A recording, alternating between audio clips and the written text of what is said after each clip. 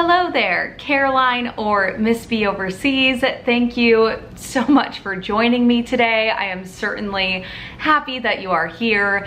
Before we get into today's video, I have to give a quick shout out to a fellow booktuber who I took inspiration from for this video. Her name is also Caroline, which is super fun. I recently found her channel through this video that she posted that was called something to the effect of like weird book recommendations, and as I was listening to her talk about these books, I found myself thinking of books that I have read that kind of fall into this similar odd category. So Caroline, if you're watching this, thank you for letting me finesse your video idea.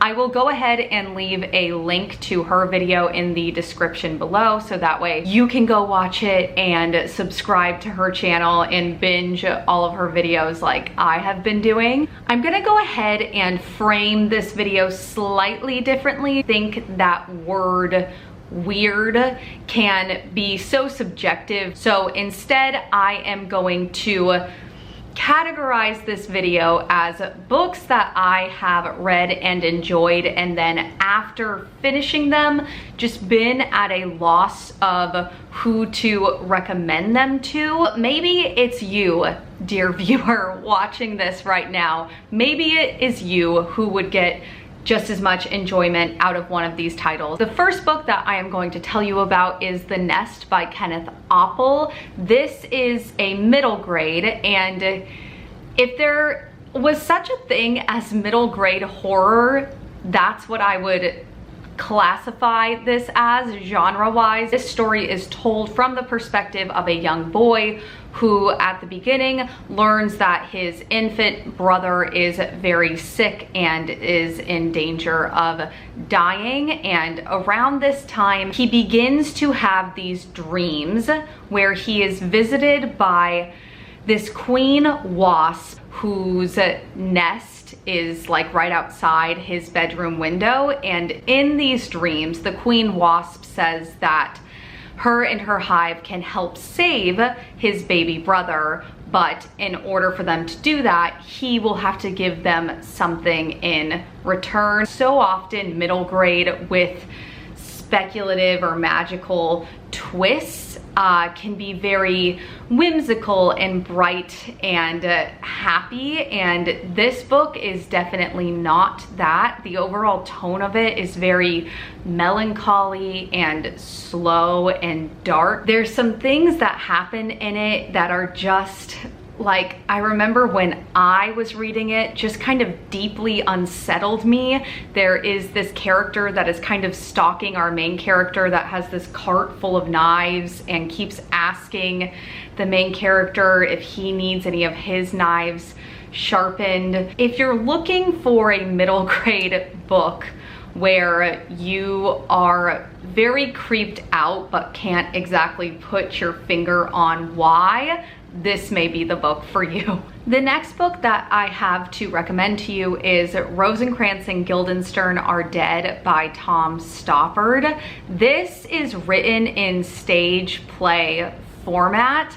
However, I don't think that the author wrote this with the intent for it to be performed. This is a very insular story. There are only two characters in it, and they are Rosencrantz and Guildenstern, who are characters in Shakespeare's Hamlet. However, they are offstage characters. They never get their own dialogue. I don't think they're ever actually brought on stage. And Stoppard kind of takes this idea of offstage characters and gives them their own story. At the beginning, Rosencrantz and Guildenstern don't know where they're coming from. They don't exactly know where they're going to, and the whole time they're just trying to find their purpose while Hamlet is kind of unfolding in the background. The dialogue is very winding and very circular, and just when you kind of think that they are going to reach self-actualization, they get lost again and they go off on this other kind of tangential conversation. I found myself rooting for these characters that don't actually know who they are or what their purpose is, and they're just so desperately trying to remember it the whole time. I read it my freshman year of college, and I think that's why I might have connected with it so much, because I was like, I too am trying to figure out who I am and why I exist in this world. So if you're looking for something that can be deeply analyzed, has a little bit of Shakespeare, and is just very winding stream of consciousness, I feel like this could be the story for you. Next book that I have to recommend to you is Burn by Patrick Ness.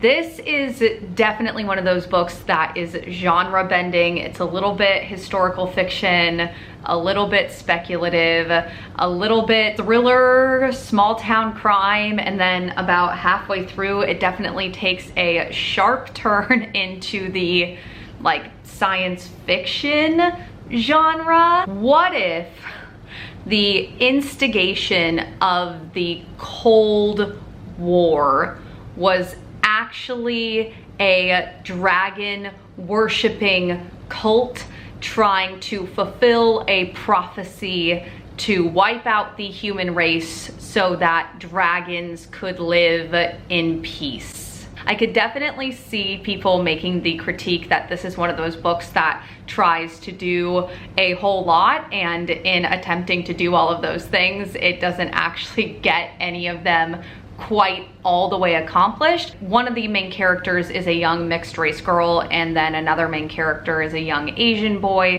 and Patrick Ness definitely brings up the stereotyping and hate and violence that they faced in this time period. He also is interweaving prophecies about dragons and parallel universes. So if you're looking for a historical fiction that has a little bit of dragons and a little bit of cults and a little bit of parallel time travel, this is the book for you. Next book that I want to recommend to you is The Seat by Channa Porter. This is a book that I read very recently, and I did talk about it fairly in depth in my August wrap up. This is a near future setting where the world has been invaded by this alien life force. They're not like physical manifestations of aliens, but more something that infects humans. They create this sort of idyllic utopian society where death and disease have become obsolete. So it's possible for humans to do anything they want, be whoever they want, look like whatever they want. In this utopian world where people can do and be anything, they are losing their sense of self and their sense of identity. One thing that I really loved and appreciated about this story that makes me want to recommend it to people so badly is that I feel like so often when books are described as weird or bizarre, it's because of this pretentious writing style that includes like a lot of extended metaphor. The writing style of this is the opposite of that, in that it's extremely engaging and extremely bingeable and readable. There are some sections of this book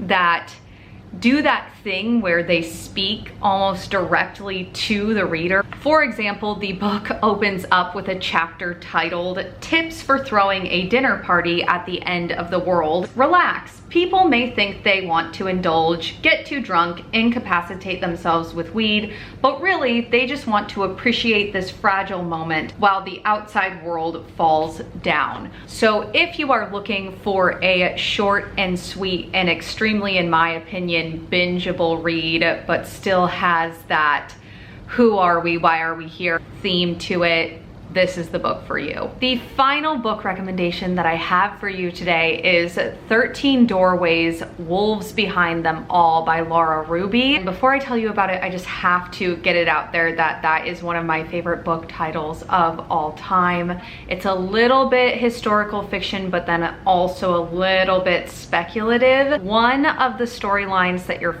following in this book is about a young girl named Frankie who is living in an orphanage in Chicago during World War II, but her storyline is narrated by this ghost named Pearl who haunts the orphanage. You also get time jumps back to when Pearl was alive, which was actually during World War I. Although it is historical fiction, it's definitely more character focused, so it may not be historical fiction enough for people who are looking for that specific genre. And then it does have that sort of paranormal element where it's told from the perspective of this ghost, but the ghost perspective I think the author really used more as a narration tool more so than a plot point, so it's not necessarily paranormal enough for people looking for that specific genre. But I personally found the story to be very harrowing and dizzyingly beautiful, and it sort of does that thing where the two characters, Frankie and Pearl, their storylines kind of circle around closer and closer to each other, and then in the end you kind of find how these two characters are related even though they existed in two very different time periods. Those are all of the books that I have for you today, books where I did not know who specifically to recommend them to, so I recommended them to you. Let me know if you have any books that you think kind of fit that category. Let me know if you have read any of the books that I mentioned, or if maybe you are going to pick any of these titles up based on the description that I gave. Also, remember to go check out Caroline's video, linked down below. Thank you so much for watching. Have a great day. Until next time, goodbye.